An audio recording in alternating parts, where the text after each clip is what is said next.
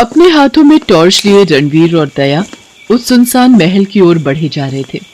दोनों के कांधे पर फावड़ा भी था, जिसे उन्होंने अपने दूसरे हाथ से संभाल रखा था। हालांकि उस समय रात नहीं हुई थी, लेकिन बादलों ने जिस तरह से आसमान को घेर रखा था, उस कारण 5 बजे शाम को ही रात का एहसास हो रहा था। तभी अचानक जोरों की बारिश शुरू हो गई। यार दया, बारिश शुरू हो गई, क्या करें? बारिश में भी आगे बढ़ते नहीं या थोड़ी देर यहाँ पर रुक जाएं? रणवीर, अगर रुकेंगे तो रात गहरा जाएगी, फिर हमें उस खजाने को ढूंढने में दिक्कत होगी। तुम्हें क्या लगता है दया, हमारे हाथ वो खजाना लगेगा क्या? वो ये बातें कर ही रहे थे, तभी वहां एक बूढ़ी औरत उनके सामने आ गई। उस बूढ़ी औरत के हाथ में छाता था। उसके बाल पूरे सफेद थे, लेकिन उसका चेहरा पूरी तरह जला हुआ था, जिसे कोई भी देखता तो डर जाता। अचानक उस औरत के सामने आने से रणवीर और दया भी डर गए। उस बूढ़ी औरत ने उन दोनों को पहले रोका और फिर अजीब सी आवाज में उन्हें बोलने लगी। चले जाओ बाबू, यहाँ से चले जाओ, नहीं तो मारे जाओगे। तो कौन है आप? मैं इस सुजानगढ़ के महल की केयर टेकर हूँ। उसकी बात को सुनकर दया और रणवीर दोनों हंस पड़े और फुसफुसाते हुए एक दूसरे से कहा, इस बुढ़िया को खुद किसी केयर की जरूरत है और ये यहाँ केयर टेकर बनी बैठी है। दया की बातों को सुनकर रणवीर की हंसी छूट गई। उसे हंसता देख उस बूढ़ी औरत ने फिर से रहस्यमयी ढंग से कहा, पिछले 500 सालों से मैं इस महल की देखभाल कर रही हूँ, 500 सालों से। ये कहकर वो बूढ़ी औरत जमीन पर जोर से कूदती है। उसके कूदते ही जमीन में एक बड़ा सा गड्ढा बन जाता है और वो बूढ़ी औरत उसमें समा जाती है। बूढ़ी औरत के गड्ढे में प्रवेश करने के तुरंत बाद वो गड्ढा अपने आप भर जाता है, जिसे देखकर दया और रणवीर के पसीने छूट जाते हैं। भाई ये क्या था? तो बुढ़िया कहाँ गायब हो गई? मुझे तो कुछ ठीक नहीं लग रहा है। चल भाग यहाँ से, नहीं तो हम दोनों मारे जाएंगे। ये कहकर दया वहाँ से भागने लगता है, लेकिन रणवीर वहीं खड़ा रहता है। थोड़ी देर बाद वो दया को चिल्लाते हुए आवाज देता है, दया, कहाँ जा रहा भाग के? तुझे क्या लगता है बाहर हम दोनों बच जाएंगे? यहाँ भी मौत है, बाहर भी मौत। दया और रणवीर बहुत अच्छे दोस्त थे। उन्होंने साथ साथ कॉलेज की पढ़ाई खत्म की थी। पढ़ाई के बाद उन दोनों ने अपना बिजनेस स्टार्ट करने का सोचा, लेकिन बिजनेस के लिए मोटी पूंजी चाहिए थी जो उनके पास नहीं थी। यार बैंक वाले तो इतना सारा डॉक्यूमेंट मांगते हैं कि अगर हम वो सारे डॉक्यूमेंट जुटाने लगे तो हमारा बिजनेस अगले जन्म में शुरू होगा। यार दया, यही सब सोचकर मुझे टेंशन हो रही है। उधर नगमा है कि शादी के लिए बार बार दबाव डाल रही है। रणवीर और नगमा कॉलेज के समय से ही एक दूसरे को चाहते थे। वो शादी भी करना चाहते थे, लेकिन रणवीर बिना सेटल हुए शादी नहीं करना चाहता था। रणवीर, मैं वो सब नहीं जानती कि बैंक तुम्हें लोन दे रहा है कि नहीं दे रहा है, और तुम कब अपना काम शुरू कर रहे हो। मैं सिर्फ इतना जानती हूँ कि अगर 2 महीने के अंदर तुमने मुझसे शादी नहीं की तो मेरे पापा मेरी शादी कहीं और कर देंगे। फिर तुम लेते रहना लोन और करते रहना बिजनेस। रणवीर और दया को उन दिनों एक ऐसे आदमी का पता लगा कि जो कि उनकी प्रॉब्लम दूर कर सकता था, और उसका नाम था नागदंत। नागदंत रुपए ब्याज पर देता था। मार्केट में उसने करोड़ों रुपए ब्याज पर दे रखे थे। रणवीर और दया उसके पास गए और 40 लाख रुपए उससे उधार लिए। आज से 1 साल बाद यही तारीख होगी और मुझे मेरे पूरे के पूरे पैसे वापस चाहिए, वो भी 25% ब्याज के साथ। क्या समझा? ये बात याद रखना तुम दोनों, ठीक है? अरे बिल्कुल बिल्कुल याद रखेंगे। और मैं तो कहूंगा कि आप निश्चिंत रहें, हम आपके पूरे पैसे 6 महीने बाद ही लौटा देंगे। ये तो समय बताएगा, लेकिन पैसे समय पर नहीं मिले तो तुम दोनों जीवित रहने का अधिकार खो दोगे, समझे? कि रणवीर और दया ने उन पैसों से अपना बिजनेस शुरू कर दिया। दोनों की मेहनत ने रंग लाना शुरू कर दिया। उनका कारोबार तेजी से बढ़ने लगा। इस बीच रणवीर और नगमा की शादी भी हो गई, लेकिन कारोबार की सफलता ने बुरी आदतें भी उनमें डाल दी। हर दिन शराब पीना और फिजूल खर्च करना उन आदतों में शामिल हो गया, और इन्हीं आदतों के कारण 11वें महीने में उनके कारोबार में जबरदस्त घाटा हो गया। घाटा इतना बड़ा था कि इनका सब कुछ बिक गया। ये लोग सड़क पर आ गए। दया, सब बर्बाद हो गया यार। हमारे ऊपर इतना बड़ा कर्ज है, वो कैसे चुकेगा? ये बात समझ में नहीं आ रही है। इस बीच 1 साल बीत गए और वो तारीख भी आ गई जब रणवीर और दया को सूद समेत नागदंत के पैसे लौटाने थे, लेकिन इनके पास तो पैसे थे ही नहीं, तो ये लौटाते कैसे? इस बीच नागदंत का फोन भी उन्हें आया। क्यों रणवीर भाई, तुम लोग तो 6 महीने में ही मेरे पैसे लौटाने वाले थे।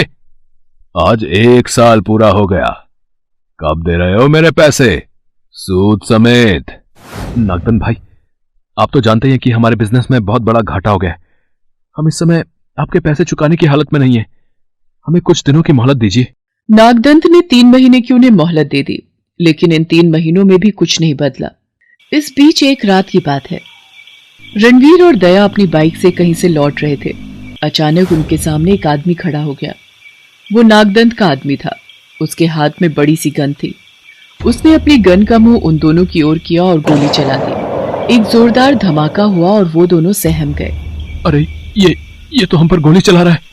उन्होंने उस आदमी से बचने की कोशिश में बाइक की स्पीड बढ़ा दी और उसे दूसरे रास्ते पर मोड़ दिया।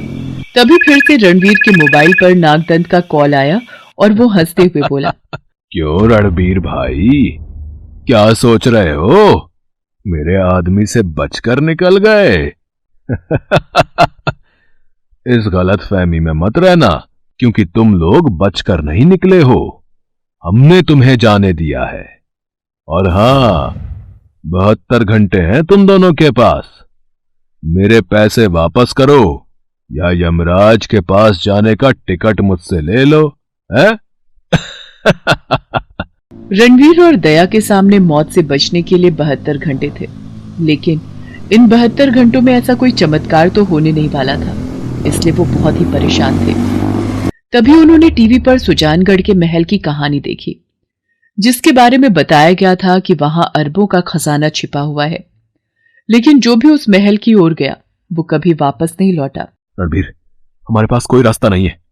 हम उस महल में खजाने की तलाश में जरूर जाएंगे, क्योंकि मौत तो यहां रहकर भी आनी है और वहां भी। रणवीर और दया पुरानी बातों को याद कर रहे थे और इस बार दोनों पूरी हिम्मत के साथ महल की ओर बढ़ रहे थे। जैसे ही वो महल के पास पहुंचे, उन्हें पायल की आवाज सुनाई देने लगी। रणवीर, ये पायल की आवाज कहां से आ रही है? क्या यहाँ पर पहले से कोई रहता है क्या? वे दोनों और आगे बढ़े। तभी उनकी नजर सामने एक नर्तकी पर गई जो बहुत ही खूबसूरत थी। उसके आसपास कई लोग बैठे हुए थे और वो नाच रही थी। उन्होंने ये भी देखा कि उन लोगों के पास कई सारे बक्से रखे हुए हैं, जिनमें कीमती हीरे जवाहरात हैं। जो लोग उस नर्तकी का नृत्य देख रहे थे, वे बीच बीच में उन बक्सों से हीरे जवाहरात निकालकर उस नर्तकी की तरफ उछाल देते और कहते, वाह वाह, क्या नृत्य है, हमने आज तक ऐसा नृत्य नहीं देखा। दया और रणवीर को कुछ समझ नहीं आ रहा था कि ये क्या हो रहा है। तभी अचानक उस पुराने महल के चारों ओर से आग की लपटें उठने लगी और धुआं उठने लगा, और वे सभी लोग जो नृत्य देख रहे थे वे इधर उधर भागने लगे और पता नहीं भागते भागते वो कहाँ गायब हो गए। भागो भागो भागो! रणवीर और दया भी भागने लगे। तभी उनकी नजर उस नर्तकी पर गई। वो भी उस आग में झुलसने लगी और वो भागते हुए लोगों से खुद को बचाने की गुजारिश करने लगी। बचाओ बचाओ! रणवीर और दया उस नर्तकी को बचाना चाहते थे, लेकिन आग की तपिश इतनी ज्यादा थी कि वो उस आग में झुलसकर मर गई। कुछ देर बाद न जाने अचानक से ऐसा क्या हुआ कि वहां जोरों की बारिश होने लगी और बारिश के कारण आग बुझ गई। और जैसे ही आग बुझी, वहां पर उन संदूकों में रखे हीरे जवाहरातों पर रणवीर और दया की नजर टिक गई। दया, दया, मेरे भाई, ये देखो, यही वो खजाना है जिसकी तलाश में हम आए थे। इस आग में भी इन्हें कोई नुकसान नहीं पहुंचा। अब हम हैं इनके मालिक। रणवीर और दया के हाथ वो खजाना लग तो गया था, लेकिन वो खजाना शापित था। सैकड़ों साल पहले जब इस खजाने और इस महल के मालिक अपने मित्रों के साथ एक नर्तकी का नृत्य देख रहे थे, तो यहाँ पर भीषण आग लग गई थी, जिसमें सभी झुलसकर मारे गए थे। तभी से उन सभी की आत्मा यहाँ भटकती रहती है। इन बातों से अनभिज्ञ रणवीर और दया उस खजाने को वहां से ले जाने की फिराक में थे। तभी उनके सामने वे सभी लोग प्रकट हो गए जो कुछ देर पहले नृत्य देख रहे थे। वो नर्तकी भी उनके सामने थी, लेकिन इस बार सभी के चेहरे भयानक रूप से झुलसे हुए थे और वे सभी उन दोनों की ओर हंसते हुए बढ़ रहे थे। दया, दया, ये हमारी ओर बढ़ रहे हैं। हमें किसी तरह इनसे ये खजाना छीन कर जाना होगा, नहीं तो हम मारे जाएंगे। उसके बाद रणवीर ने दया को कहा कि वो वहां पड़े पत्थरों को इकट्ठा करे और उनसे इन प्रेतात्माओं पर हमला करे। उन दोनों ने वहां पड़े पत्थरों को उठाया और उन प्रेतात्माओं को मारने लगे। लेकिन वो तो प्रेतात्मा थे, उन पर उन पत्थरों का क्या असर होता।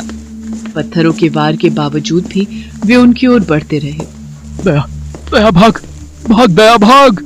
अगले दिन रणवीर और दया की लाश भी उस महल के सामने पाई गई। शापित खजाने ने फिर से एक बलि ले ली। हेलो दोस्तों, कैसे हैं आप सब?